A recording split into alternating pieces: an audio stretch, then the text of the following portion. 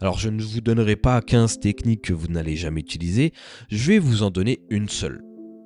Mais elle marche. C'est simple, c'est rapide et c'est applicable maintenant. Voici comment ça marche. L'étape 1, c'est nommer avec précision. Quand la résistance surgit, et peu importe laquelle, ne dites pas juste j'ai peur ou je suis bloqué. Soyez précis, ultra précis. Pas j'ai peur, mais je ressens de l'anxiété car j'ai peur d'être jugé.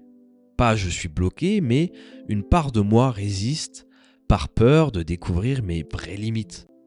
Sauf quand on amène la conscience, quand la conscience observe notre inconscient, qu'on voit ce qu'elle manigance derrière nous, c'est là qu'on se rend compte de nos blocages, de comment ils fonctionnent. Et une fois qu'on les a compris, c'est beaucoup plus facile de naviguer avec. La deuxième étape, c'est la diffusion cognitive. Plutôt que de dire « c'est moi qui suis anxieux, c'est moi qui procrastine », eh bien on va dire « parfois il y a une partie de moi qui essaie de me protéger en me faisant procrastiner ».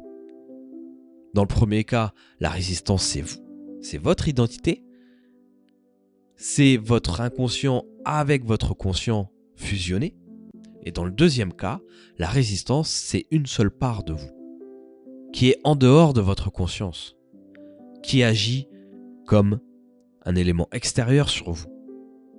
Mais vous l'observez, vous n'êtes pas elle. Et ça, c'est se séparer de ces pensées pour les observer. Vous ne pouvez pas négocier avec une résistance que vous ne comprenez pas.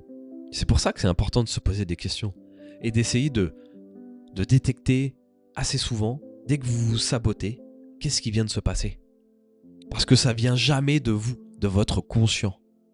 C'est très important de comprendre ça.